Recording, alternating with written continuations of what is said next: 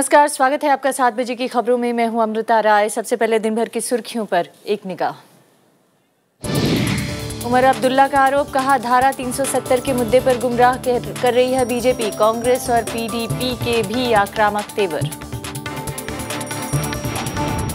अमित शाह का जम्मू कश्मीर सरकार पर धन के दुरुपयोग का आरोप। गृह मंत्री ने कहा बीजेपी की सरकार बनी तो लागू होगी पंचायती राज प्रणाली। रामपाल 28 नवंबर तक जेल में, हाईकोर्ट ने मांगा पुलिस कार्रवाई का ब्यौरा। जांच के लिए एसआईटी गठित। फूजी मामले की जांच से हटाए गए सीबीआई प्रमुख रंजीत सिन्हा पर जांच को प्रभावित करने का आरोप। विसिल ब्लोअर का नाम बताने का आदेश वापस। और काले धन पर वादा पूरा नहीं करने का कांग्रेस का आरोप। किसान विकास पत्र पर भी उठाए गए सवाल। सरकार का आरोपों से इनकार।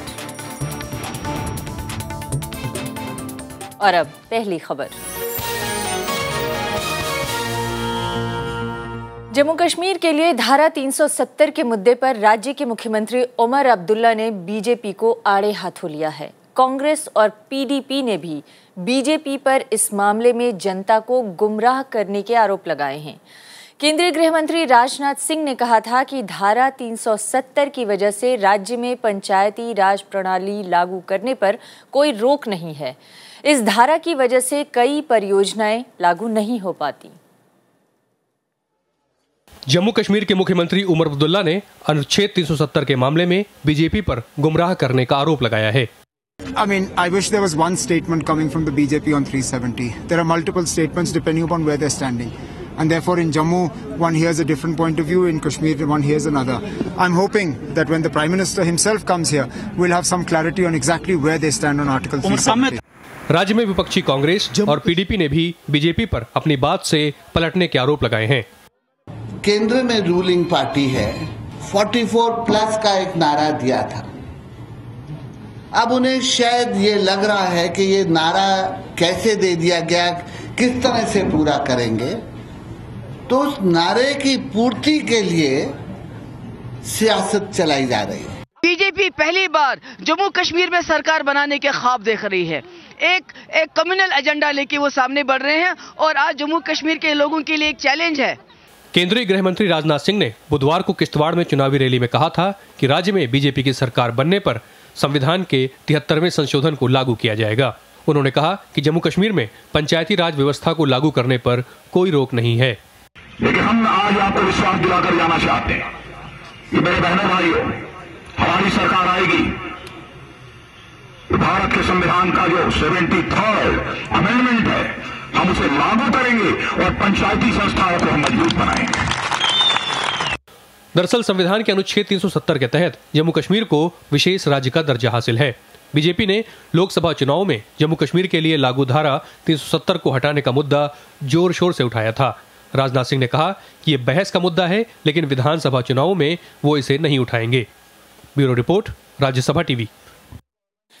और इस मुद्दे पर बातचीत करने के लिए हमारे साथ हैं संघ के प्रचारक विचारक राकेश सिन्हा जी। माफ कीजिएगा राकेश जी। संघ विचारक और प्रचारक में फर्क थोड़ा सा ही डिफरेंस है, लेकिन विचारक हम कह सकते हैं आपको, आपके लिए ज़्यादा महत्वपूर्ण है। पर जिस तरह के इस समय रुख हैं बीजेपी के, जिसको लेके बार बार जम्मू कश्मीर में जो भी पार्टियां हैं चुनाव लड़ रही हैं, उनको लग रहा है कि आप लोग गुमराह कर रहे हैं। आज उमर अब्दुल्ला ने खुलकर ये स्पष्ट कर दिया और बयान दे दिया कि बीजेपी गुमराह कर रही है 370 के मुद्दे पर। तो आप लोग स्पष्ट कीजिए कि दरअसल धारा 370 के मुद्दे पर बीजेपी सोच क्या रही है इस वक्त। देखिए, मैं तो इसके विपरीत बोलूँगा कि ये बाकी पार्टियाँ आज नहीं, पिछले 50-60 साल से देश को और कश्मीर की जनता को 370 पे गुमराह कर रही हैं। जहाँ तक भारतीय जनता पार्टी का इस चुनाव में सवाल है, वह चुनाव का मुद्दा नहीं हो सकता है। 370 पर यह चुनाव रेफरेंडम नहीं हो सकता है। दो बातें होती हैं अमृता जी। एक होता है तर्क की ताकत, एक होता है ताकत का तर्क। तो बाकी पार्टियां उस ताकत की तर्क से 370 को देख रही हैं कि वहाँ पर पॉपुलेशन किसका अधिक है, उनकी मांग क्या है, तो 370 बनी रहे। हम कहते हैं तर्क की ताकत से 370 को हटाया जाए। लेकिन ये जो ताकत का तर्क और तर्क की ताकत में इस मुद्दे को गुमराह मत कीजिए। आप लोग ने जनसंघ के जमाने से धारा 370 हटाने की मांग लगातार रखी, यहाँ तक कि 2014 के जो चुनाव हुए हैं लोकसभा के, उसमें भी धारा 370 को हटाने की और बहस कराने की मांग रखी। आज आपके दो नेता जम्मू में कुछ कह रहे हैं और कश्मीर में घाटी में कुछ कह रहे हैं, ऐसा क्यों? ऐसा विरोधाभास बीजेपी के अंदर क्यों देखने को मिल रहा है? एकदम ठीक बोल रही हैं कि जनसंघ के समय से था, है और रहेगा। हाँ। देखिए 370 कोई रीजनल मुद्दा नहीं रह गया है। हाँ। जब 370 जोड़ा गया और पूरे देश में 60 साल में आर्टिकल 370 का एक राष्ट्रीय स्वरूप हो गया है, तो मैंने जब तर्क की ताकत की बात कही तो 3 बातें वो बता दें कि क्यों चाहिए। पितृसत्तात्मक समाज का जो लोग समर्थन करते हैं वो 370 का समर्थन करेंगे। वहाँ पर महिलाओं के साथ जो भेदभाव होता है जिसे आधुनिक समाज में कोई स्वीकार नहीं कर सकता है, बेटी और बेटों के स्टेटस में साफ डिफरेंस है, वो हमें उस पर हमें जाने की जरूरत है, हम सब जान गए। दूसरा, सामंतवादी समाज, जो एक अर्बन लैंड सीलिंग एक्ट है वो 370 के कारण लागू नहीं हो पाता है। नहीं तो बीजेपी स्पष्ट कर देना कि हम धारा 370 को हटाना चाहते हैं, ये कह दे कश्मीर में जाके, क्यों नहीं कह रही है? क्यों आपके नेता बच रहे हैं ये कहने से? भारतीय जनता पार्टी के मैनिफेस्टो में साफ तौर पर है कि 370 को हम हटाना चाहते हैं, इसलिए मैंने कहा। लेकिन जम्मू कश्मीर में मैनिफेस्टो नहीं ले पा रही है। आप एक ऐतिहासिक क्षण देखिए। हाँ। जब चुनाव का समय है, हाँ। जब इस 70 साल से गैर भारतीय जनता पार्टियों ने हाँ। एक भ्रम का लेयर्स ऑफ कंफ्यूजन हाँ। और मिथ और परसेप्शन बना रखा है, उसमें अचानक आप एक ड्रॉप डालती हैं तो आप समाज को तोड़ना चाहती हैं क्या? जब हमारा मालूम है 370 हटाएंगे तो 3 बातें, जब कहा गया बहस हो तो एक बार कश्मीर की जनता को यह मालूम हो जाए कि 370 के कारण उनका विकास रुक रहा है, लोकतांत्रिक प्रक्रिया रुक रही है। देखिए राजीव गांधी 73वां और 74वां संशोधन लेकर आए, पूरे देश में लागू है जम्मू कश्मीर को छोड़कर। वहाँ जो ओबीसी पॉपुलेशन है और schedule caste schedule tribe population है, उनकी, मैं इसको पूरा कर लूँ, उनकी संख्या मुसलमानों के बीच भी जो ओबीसी हैं, जो शेड्यूल कास्ट शेड्यूल ट्राइब्स हैं, उनकी संख्या जिस बहुतायात में है उनको कोई सुविधा नहीं मिल रही है। कारण क्या है कि 370 आप जितनी दलीलें दे रहे हैं, जितने भी तर्क दे रहे हैं, आप तर्क की ताकत कह लीजिए या ताकत का तर्क कह लीजिए, लेकिन आप जितनी भी तर्क दे रहे हैं वो इसी तरफ जाता हुआ दिख रहा है कि आप ये मानते हैं कि धारा 370 को हटाना चाहिए कश्मीर से। लेकिन मेरा सवाल बुनियादी था और वो अब भी बना हुआ है कि अगर आप लोग ये मानते हैं तो आप अपने मैनिफेस्टो में कहिए, आपके नेता वहाँ पर कश्मीर में जाकर इस बात को फिर से क्यों नहीं दोहराते?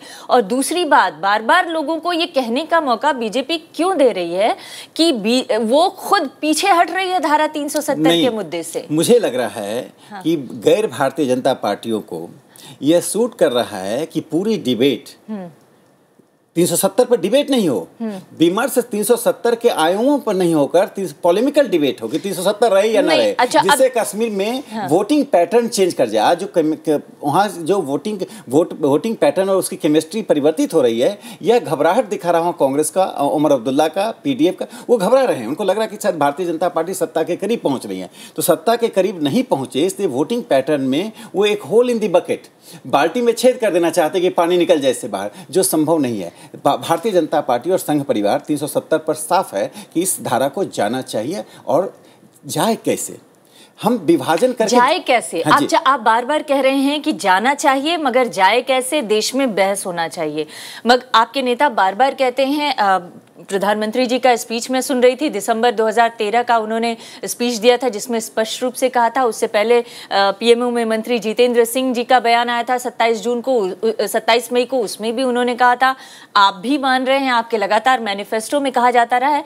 बार बार यही तो सवाल मैं पूछ रही हूँ आपसे कि जब आप सब लोग बुनियादी रूप से ये मानते हैं कि धारा 370 हटाई जानी चाहिए, तो वहां जाकर इसे स्पष्ट रूप से नहीं कह रहे।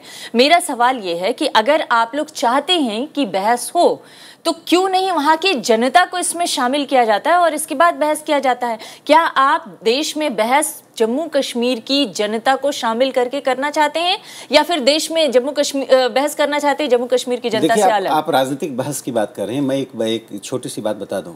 एक जम्मू कश्मीर स्टडी सर्किल है, जो पूरे देश में इंक्लूडिंग जम्मू और कश्मीर पिछले 4-5 वर्षों से गहन रूप से इस पर विमर्श कर रहा है, इसी का परिणाम है कि वे बातें छनकर सामने आई जो अब तक दबी हुई थी। आज पहली बार देश में लोग 370 की खामियाजों को जान रहे हैं। जब हमने कहा कि वहाँ सामंतवादी समाज की बात है, लोकतांत्रिक प्रक्रिया को रोका जा रहा है, पितृसत्तात्मक समाज को का समर्थन किया जा रहा है, सभी आधुनिक समाज की जो भी आवश्यकताएं हैं, जो भी रिक्वायरमेंट हैं, उन सबको धारा 370 रोकता है। एक दूसरा 370 की एक और भ्रांति है कि 370 जम्मू कश्मीर को स्पेशल स्टेटस देता है। ये भ्रम पैदा किया गया है। 370 किसी भी रूप में जम्मू कश्मीर को स्पेशल स्टेटस नहीं देता है। यह एक मैकेनिज्म है। गवर्नमेंट ऑफ इंडिया के कानून, यूनियन के गवर्नमेंट के कानून राज्य पर कैसे लागू हो उसका एक प्रक्रिया बताता है, और इसी प्रक्रिया के कारण आज 1300 सरकार के 1300 कानून वहाँ लागू हो रहे हैं यूनियन गवर्नमेंट के, जो पहले नहीं लागू होता था। इसका अर्थ 370 की अहमियत गई है। आज भी 130 कानून वहाँ लागू नहीं हो पा रहा है।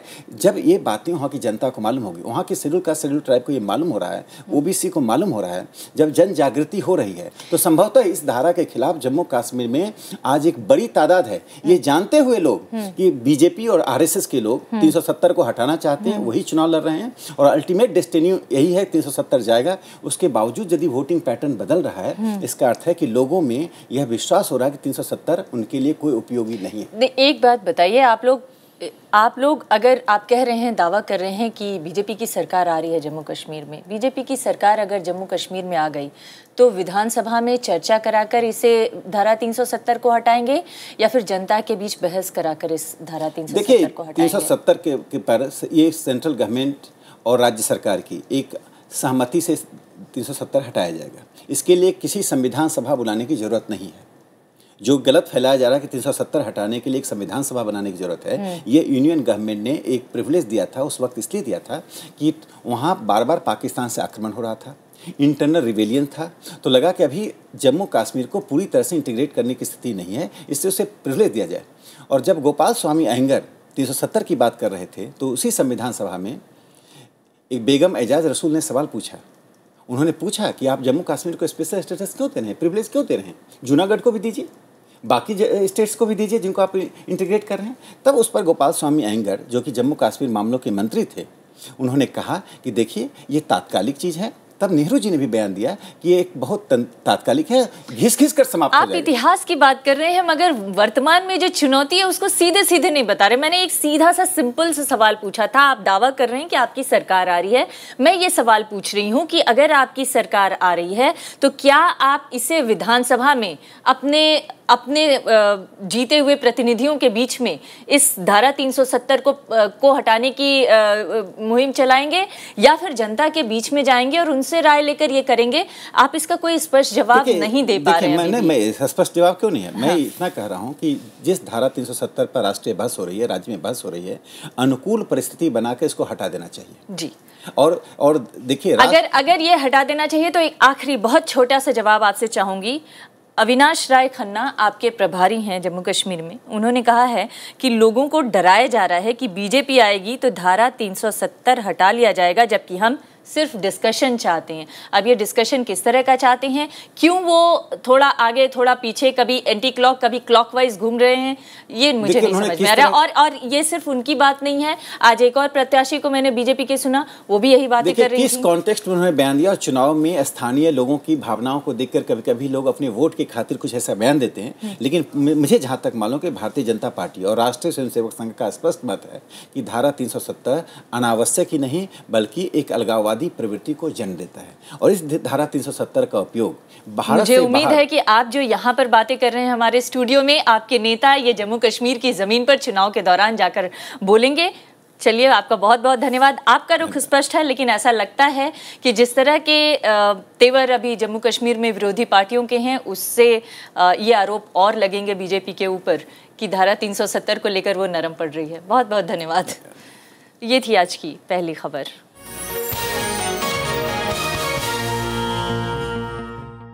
सुप्रीम कोर्ट ने 2G मामले की जांच से सीबीआई निदेशक रंजीत सिन्हा को हटा दिया है। NGO centre for public interest litigation ने जांच में रंजीत सिन्हा की भूमिका पर सवाल उठाए थे। हालांकि कोर्ट ने विस्तृत आदेश देने से इनकार करते हुए कहा है कि इससे सीबीआई की छवि पर असर पड़ सकता है। कई आरोपों से जूझ रहे सीबीआई निदेशक रंजीत सिन्हा के लिए गुरुवार का दिन बड़े झटके वाला रहा। सुप्रीम कोर्ट ने उन्हें 2G केस की जांच से अलग कर दिया है। 2G की जांच कर रही टीम के वरिष्ठ सदस्य अब इस मामले में सीबीआई निदेशक के काम को देखेंगे। कोर्ट के मुताबिक रंजीत सिन्हा पर लगे आरोपों में कुछ सच्चाई जरूर है। ये बात सही है कि सीबीआई डायरेक्टर के खिलाफ जो centre for public interest litigation ने जो एप्लीकेशन फाइल करी है और उसमें जो एलिगेशंस लगाए हैं ये सही हैं, और इस आधार पर सुप्रीम कोर्ट ने बगैर कोई डिटेल्ड रीजंस दिए हुए ये बोल दिया है कि सीबीआई डायरेक्टर अब इस केस से इंटरफेयर नहीं करेंगे। सीबीआई के पूर्व निदेशक जोगिंदर सिंह का इस मामले में अपना नजरिया है। Last couple of months the way the cases were closed, saying that whether it is a Colgate, whether it is a 2G, it only shows that it is not only the CBI but somebody's influence was working at the back. सुनवाई के दौरान विशेष लोक अभियोजक आनंद ग्रोवर ने कहा कि रंजीत सिन्हा ने 2G case की जांच में दखल दिया, ये पूरी तरह सीबीआई के रुख के खिलाफ था। उन्होंने कहा कि अगर इस मामले में रंजीत सिन्हा की बात मानी गई तो पूरा मामला खत्म हो जाएगा। कोर्ट ने संतोष रस्तोगी को जांच टीम से हटाने को भी गलत बताया। राजनीतिक दलों ने भी सुप्रीम कोर्ट के निर्देश का स्वागत किया है। भारतीय जनता पार्टी ने 2G के मसले को हमेशा ही जनता के बीच में रखा है, जो सच्चाई है उसको एक्सपोज किया है। आज भी हम इसी स्टैंड पे खड़े हैं कि जिन लोगों ने देश को लूटा है उन लोगों का पर्दाफाश होना चाहिए। हिंदुस्तान की जनता सच्चाई जाननी चाहिए। अगर सुप्रीम कोर्ट को लगता है कि सीबीआई डायरेक्टर ने कुछ ऐसे ही अनर्गल या कुछ गलत काम किया है तो फिर बाकी केसेस वो कैसे संभाल सकते हैं? और अगर उनको ऐसा नहीं लगता है कि कोई दखलंदाजी नहीं हुई तो कम से कम कोर्ट इस बात को तो बताए कि केवल इसी केस पर उन्हें क्यों कार्रवाई की। सुप्रीम कोर्ट ने वो आदेश भी वापस ले लिया जिसमें एनजीओ से सीबीआई निदेशक के खिलाफ जानकारी देने वाले का नाम बताने को कहा गया था। रंजीत सिन्हा 2 दिसंबर को रिटायर होने वाले हैं। Bureau report, Rajya Sabha TV. वित्त मंत्री अरुण जेटली ने ढांचागत परियोजनाओं के लिए कर्ज बढ़ाने को कहा है। सरकारी बैंकों के साथ बैठक में उन्होंने एनपीए में भी कमी लाने के लिए कदम उठाने को कहा है। वित्त मंत्री अरुण जेटली ने गुरुवार को सार्वजनिक क्षेत्र के बैंकों के प्रमुखों के साथ बैठक की। इसमें सरकार की जनधन योजना की समीक्षा भी हुई। वित्त मंत्री ने बैंकों से कहा कि परियोजनाओं के लिए कर्ज बढ़ाने के लिए तुरंत कदम उठाए जाएं। We have suggested to the banks proactive steps in funding and supporting various projects so that credit takeoff with regard to those projects also picks up in a big way. वित्त मंत्री ने बैंकों के डूबने वाले कर्ज की बढ़ती राशि पर भी चिंता जाहिर की। उन्होंने बैंकों को इस पर लगाम लगाने का निर्देश दिया। One area of concern had been that the NPAs have risen and therefore what proactive steps are to be taken to ensure that the NPAs come down. Research firm ICRA के मुताबिक चालू वित्त वर्ष में बैंकों का एनपीए बढ़कर 4.7% तक पहुंचने का अनुमान है। पिछले वित्त वर्ष में ये आंकड़ा 4.4% था, जो इस साल जून में बढ़कर 4.6% पर पहुंच गया है। Bureau report, Rajya Sabha TV. Congress ने काले धन के मुद्दे पर बीजेपी पर वादा पूरा नहीं करने का आरोप लगाया है। पार्टी ने अदानी समूह को करीब 6200 करोड़ रुपए का कर्ज देने के भारतीय स्टेट बैंक के फैसले पर भी सवाल उठाए हैं। संसद के शीतकालीन सत्र से पहले कांग्रेस ने काले धन पर दबाव बढ़ाते हुए सरकार की मंशा पर सवाल उठाया है। पार्टी किसान विकास पत्र को फिर से लॉन्च करने को भी सही नहीं मानती। वो सरकार जो कि काले धन को वापस लाने में और भ्रष्टाचार के खिलाफ लड़ने के वायदे करके जो सरकार सत्ता में आई, उस सरकार ने एक ऐसी स्कीम को चालू करा है जिस स्कीम को हटाया ही ठीक इसके विपरीत कारणों से था। अपने सामने एसबीआई के चेयरमैन को बिठा करके अपने सामने अडानी जी को लगभग 6200 करोड़ का लोन एसबीआई के माध्यम से अपने सामने बिठा करके जिस प्रकार से दिलाया गया, मेरे ख्याल से आजाद भारत के इतिहास में आज तक कभी भी ऐसा नहीं हुआ। हालांकि सरकार ने इन आरोपों को सिरे से खारिज कर दिया। ये तो उनकी सोच है, वो तो जब सत्ता नहीं होती तो सब चीज गलत लगती है। कांग्रेस ने 6 महीने पुरानी एनडीए सरकार की दूसरी विफलताओं को भी जोर शोर से उठाने का फैसला किया है। विशाल दहिया, राज्यसभा टीवी, दिल्ली। दिल्ली विधानसभा चुनाव के मद्देनजर कांग्रेस को आज एक बड़ा सहारा मिला। दिल्ली के मटिया महल से 5 बार विधायक रहे शोएब इकबाल ने कांग्रेस का हाथ थाम लिया है। शोएब ने पिछला विधानसभा चुनाव जेडीयू से लड़ा था। पिछले विधानसभा चुनाव में जेडीयू के विधायक रहे शोएब इकबाल ने अब कांग्रेस का दामन थाम लिया है। शोएब का दावा है कि उनके आने से विधानसभा चुनाव में कांग्रेस मजबूत होकर उभरेगी। नहीं, कांग्रेस पार्टी सेकुलर पार्टी है और मैं समझता हूं कि कांग्रेस ने जिस तरह से देश को एक समेटे रखा है, जिस तरह से बांध रखा है, वो किसी और पार्टी में नहीं है। कांग्रेस इससे काफी उत्साहित है। शोएब इकबाल जो कांग्रेस में आए हैं वो सेक्युलरिज्म के ऊपर मुकम्मल एतमाद है और कांग्रेस के परिवार में जब कोई शामिल होता है तो कांग्रेस की ताकत बढ़ती है। दिल्ली में 17 में से 12 सीटें मुस्लिम बहुल हैं। जानकारों की राय है कि इससे इन 12 इलाकों में चुनावी समीकरण बदल सकते हैं। दिल्ली में 10 सीटें ऐसी हैं जहाँ की मुस्लिम प्रभावित सीटें हैं, ठीक है, उन सारी सीटों पे असर आएगा क्योंकि वे एक बहुत बड़े जो दिल्ली के मतीन अहमद साहब हैं या ओखला वाले पर हाशमी जी हैं, चाहे शोएब इकबाल हैं या हारून यूसुफ साहब हैं, इन सब के आने से मुस्लिम वोट बैंक कांग्रेस की तरफ आकर्षित होगा ही होगा। शोएब 2013 में जेडीयू के अलावा पहले आरजेडी और जनता दल से भी चुनाव लड़ चुके हैं। पिछले चुनाव में सत्ता विरोधी लहर के बावजूद सूबे के मुस्लिम मतदाताओं ने कांग्रेस का दामन नहीं छोड़ा। शायद यही वजह रही है कि पार्टी की 8 सीटों में से 4 पर मुस्लिम उम्मीदवार जीतकर विधानसभा पहुंचे। अनु दीवान, राज्यसभा टीवी। पंजाब और हरियाणा हाईकोर्ट ने तथाकथित संत रामपाल को 28 नवंबर तक न्यायिक हिरासत में भेज दिया है। अदालत ने पुलिस से रामपाल के आश्रम में चलाए गए ऑपरेशन की जानकारी भी मांगी है। अगली सुनवाई के दौरान रामपाल को अदालत में पेश होने का आदेश दिया गया है। कड़ी सुरक्षा व्यवस्था के बीच रामपाल को हाईकोर्ट में पेश किया गया।